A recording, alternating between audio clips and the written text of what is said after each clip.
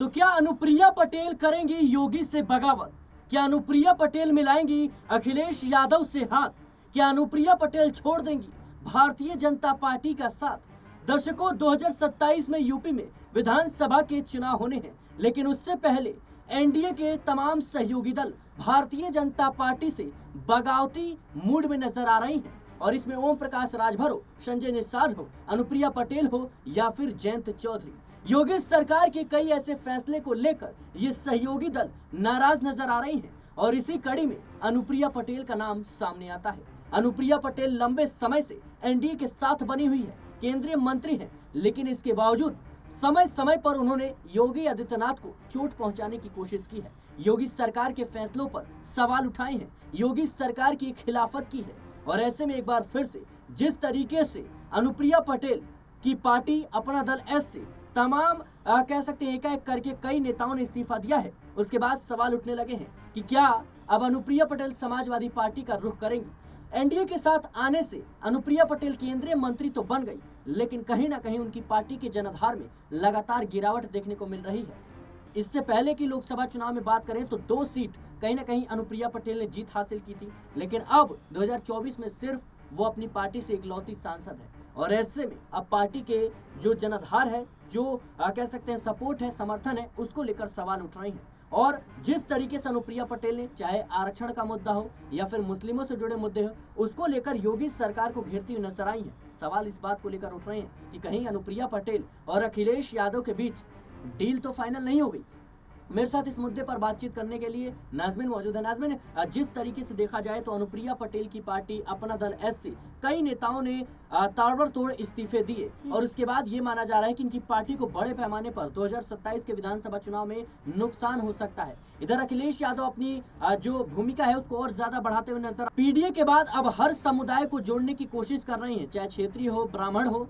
कई ऐसे दल कह सकते हैं कई ऐसे समुदाय के लोग हैं जिनको अपनी पार्टी के साथ जोड़ने की कोशिश में है। क्या लगता है आपको कि अनुप्रिया पटेल भी अब कहीं ना कहीं अखिलेश यादव का साथ देती हुई नजर आएंगी? देखिए, पहली बात है कि अनुप्रिया पटेल और अपना दल कमेरावादी प्रमुख पल्लवी पटेल ये एक ही दल हुआ करता था, अपना दल सोनेलाल। लेकिन जब से दोनों बहनों के बीच में खटास देखने को मिली, जिसका सबसे बड़ा कारण आशीष पटेल अनुप्रिया पटेल के पति रहे हैं और बीजेपी के यही मंत्री भी रहे हैं, जिसके बाद यही जो संगठन था ये दो फाड़ में हो जाता है। जिसके बाद उत्तर प्रदेश में एक सपा के साथ में नजर आ रही थी तो एक बीजेपी के साथ नजर आ रही थी। सपा के साथ गठबंधन पल्लवी पटेल ने तोड़ दिया, लेकिन अनुप्रिया पटेल को अब बीजेपी के साथ रहना नुकसानदायक नजर आ रहा है। इसका सबसे बड़ा कारण ये है कि अनुप्रिया पटेल को इस बार लोकसभा चुनाव में महज 2 ही सीटें मिली, जबकि वो 3 से 4 सीटों की मांग कर रही थी कि इससे पहले भी हम 2 सीटों पर लड़े,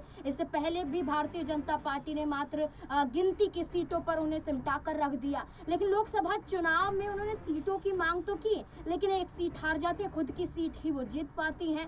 तो ऐसे में खुद तो वो केंद्रीय मंत्री बन गई, लेकिन इसके बाद पार्टी में लगातार बगावत देखने को मिली। सबसे बड़ी बगावत तो तब नजर आई जब उनके पार्टी के ही राष्ट्रीय अध्यक्ष की बात करें, आई थिंक राम गोपाल नाम है उनका, उन्होंने पार्टी से इस्तीफा दे दिया और इसका सबसे बड़ा कारण बताया कि अब अनुप्रिया पटेल पिछड़े वर्गों के लिए, जो दलितों का मसीहा कहती हैं, उनके लिए अब वो कार्य नहीं कर रही हैं। जो पार्टी की विचारधारा है, जो सोनेलाल की विचारधारा थी, उस विचारधारा पर वो नहीं चल रही हैं। और यही कारण है कि बीजेपी एक तरफ हिंदुत्ववाद की बात करती है, बीजेपी एक तरफ एक धर्म को लेकर चलती है।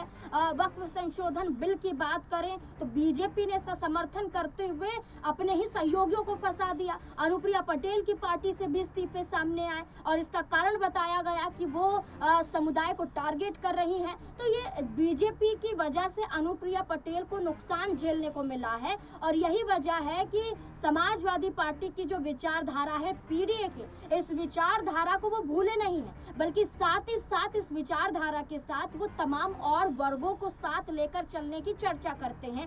तभी देखिए कि वो अपने संसदीय क्षेत्र की बात करें या जी। उत्तर प्रदेश में अन्य क्षेत्रों की बात करें तो अखिलेश यादव ने अपने कार्यकर्ताओं के साथ एक संबोधन, एक मीटिंग बुलाई, एक उनके जरिए चर्चा की। तो और क्या कुछ कर सकते हैं हम अन्य वर्गों के लिए। तो अखिलेश यादव आगे कदम बढ़ा रहे हैं। अनुप्रिया पटेल भारतीय जनता पार्टी के साथ मिलकर कहीं ना कहीं मुश्किलें झेल रही है।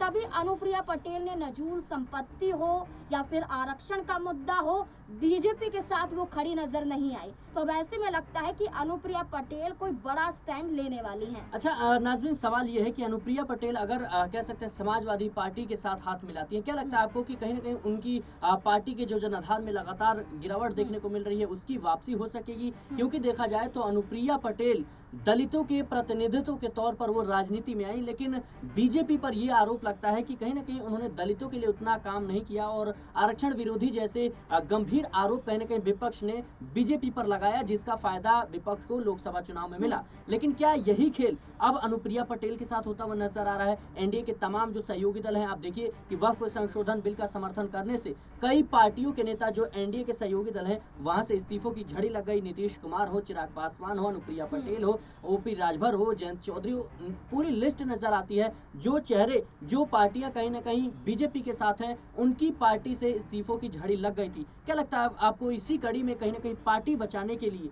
अनुप्रिया पटेल समाजवादी पार्टी से हाथ मिलाते हुए नजर आएंगे? देखिए, अनुप्रिया पटेल के साथ मैं पल्लवी पटेल का जिक्र बार बार क्यों कर रही हूँ? मैं इसलिए कर रही हूँ क्योंकि रामजी लाल सुमन की बात करें, जब करणी सेना द्वारा उन पर हमला करवाया गया था तो यही पल्लवी पटेल हैं जिन्होंने करणी सेना के खिलाफ और बीजेपी के खिलाफ खुलकर सपा का समर्थन किया। इसके बावजूद कि वो लोकसभा चुनाव में समाजवादी पार्टी से अपना गठबंधन तोड़ चुकी थी।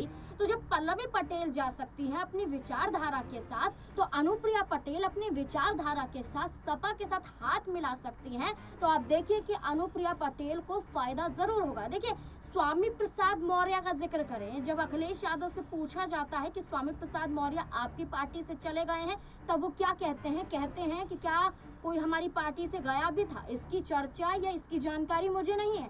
यानी कि वो संकेत ये देना चाहते हैं कि हमारी पार्टी से कोई गया नहीं है, हमारी पार्टी से किसी ने गठबंधन तोड़ा नहीं है, वो सिर्फ नाराज है। अगर चाहेगा तो वो हमारे साथ आ सकता है। और पल्लवी पटेल ने संकेत दे दिया कि वो समाजवादी पार्टी के साथ जा रही है। और अनुप्रिया पटेल की पार्टी के ही जिन्होंने इस्तीफा सौंपा है, उनसे जब ये पूछा जाता है कि क्या आप सपा में जाएंगे, तो उनका कहना है कि अभी कोई विचार नहीं है, लेकिन ये कदम उठाया जा सकता है।